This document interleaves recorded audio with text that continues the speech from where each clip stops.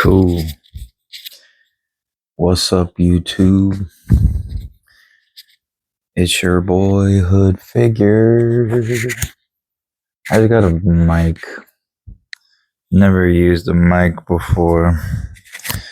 I'm taking this YouTube thing seriously. Just kidding. Man. Alright. Yeah, maybe should have done that before starting the video. But hey,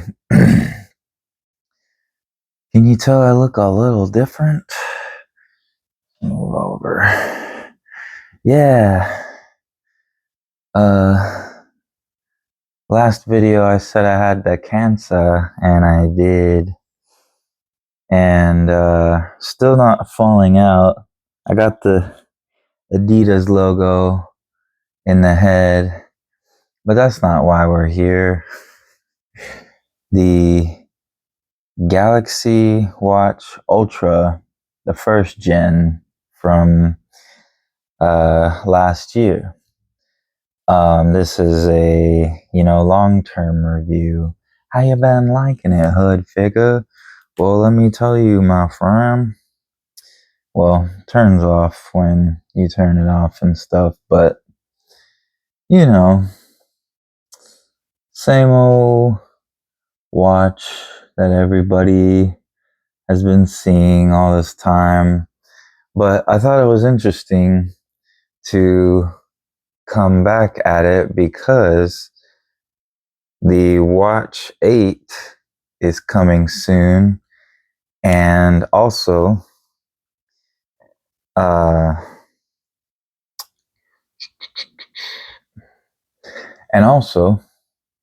they're going to be reusing this watch as the Ultra, just giving us more storage. And who the frick puts stuff on their watch? I mean, I'm sure there's some runners out there that put their musical library on here just so they don't have to worry about using data from a carrier. I'm using data from a carrier off and on, which I guess we can get to that now. People ask, how is the battery life, compared to the, not using the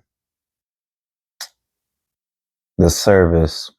And I have to say, what I think you should do with your watch is you should, I got both. I got the Apple Watch Ultra, Galaxy Watch Ultra. And I carry two phones, and one's Apple and one is Samsung. And the Samsung is my favorite. The iPhone, not so much, but whatever, It's a cool phone. I finally moved from a Pro to a Pro Max, and I'm loving it because I downgraded, and then I also downgraded with storage, which was not my choice. That's just how everything rolled out. But yeah, nice having 256 gigs on the Pro Max, but back to bigger screen. I'm actually recording right now with my Samsung Fold 6 in a 4K 60 manner. But yeah, back to the watch. Whether you're using any kind of watch that has the ability to have service, you should really have it, because it's great to have. It's great to have when you're if your phone dies, or if you left your phone somewhere on accident or whatever. It's just great to have. It's great to have if you want to get away from your phone and just have your watch. It's just great to have. But you should only turn on the service, have it paired with your carrier and like have it ready. But then like literally you can just go in the settings of your watch and like either turn it on or turn it off. And if you don't need it, turn it off.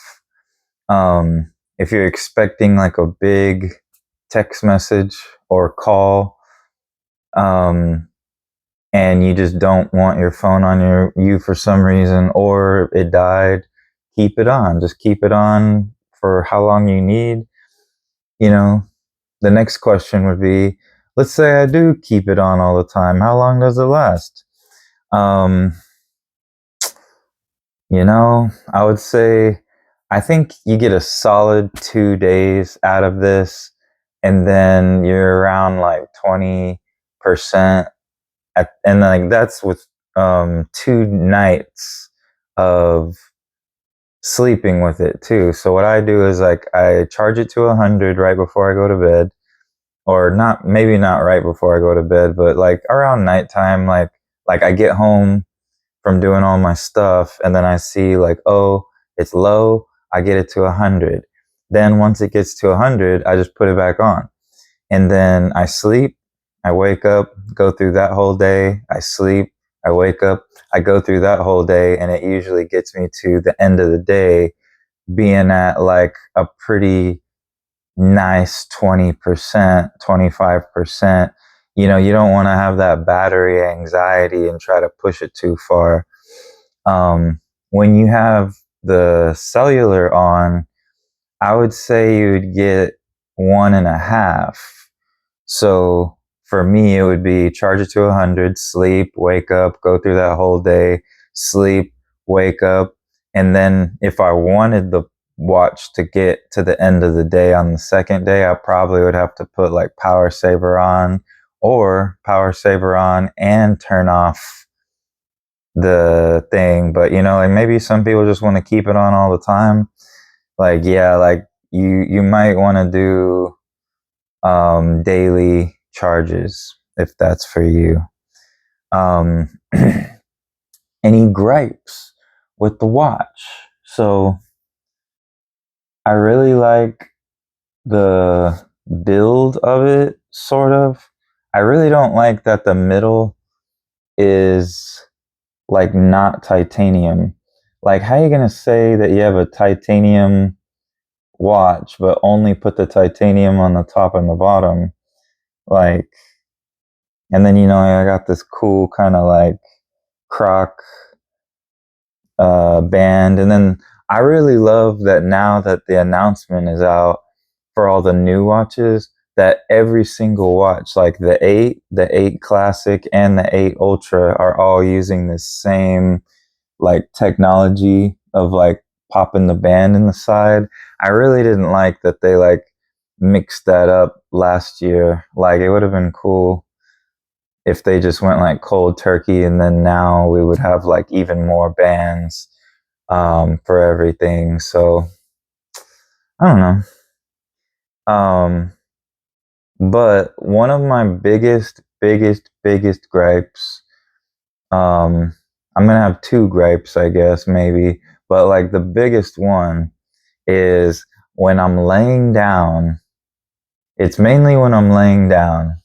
So, if you're not a chronic lay downer like I am, like having the cancer has been, has kind of like bedridden me.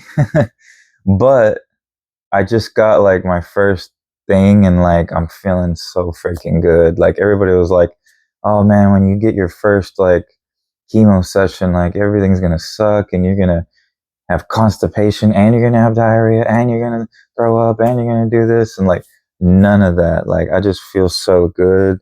But like I have Hodgkin's lymphoma, so I'm not trying to tell you like, hey, if you go, that like it's gonna be a walk in the park. Maybe some people it's like horrible, and then for me, because I'm young and I was already feeling horrible, that like I just feel like so much better. But anyway, this is a watch video. It's not a cancer video. My biggest gripe is when I'm laying down and then something like buzzes, like buzz, buzz, and then I look, the like, because I have the always on display on, And I keep that on all the time. Like, I don't use Power Saver or anything to get to my 2 days. So, but like, I'll be laying down with my arms down, and then something happens, and then I lift it up. It won't trigger it. Like, it won't turn it on. Like, it won't like show me the notification. And then like, I got to do this whole like, huh, huh, huh, huh, huh, huh, over and over, like trying to do it. And then like, if that doesn't work, I have to like click and like, like swipe over to like one of my notifications. And I hate that. The Apple Watch Ultra never does that. Like, every time it does it. But I'm excited about One UI 8 on the watch, because it's like the only difference. Like, this has the same processor, it's got the same build and everything. It's got the same sensors on the back. So when the One UI 8, like probably when they announce the drop of the new Ultra, hopefully they'll drop the full version of One UI 8. Because like, there was a beta, but I missed it. And man, that sucks. I'm usually on them betas. But there was a beta, I missed it. But there's a new thing that like, it copies the Apple Watch, where you can just put your wrist up and just start talking, and it'll just start taking it to the voice assistant. They're doing that with Gemini now, which I'm super excited about that. And then that might fix the whole like up and down thing, because it's like, the gyro sensor in these is great. So why is it not working like how this one does? And like, it's probably just a choice. But now that it's like so important that you do this and it works every time, that maybe they're gonna like fix that issue for me, and then now it won't be like the most annoying issue. The other issue with this, I thought it was something serious, but I kind of just don't like the look. It's okay. I'm glad I got the white one. Sometimes I see people with the dark one and I'm like, man, that looks good. But then I see mine and I'm like, man, that looks better. But I don't know. It's all good. Battery life's good. Takes hits pretty good. Like, I feel more confident with this one than with this one, sort of.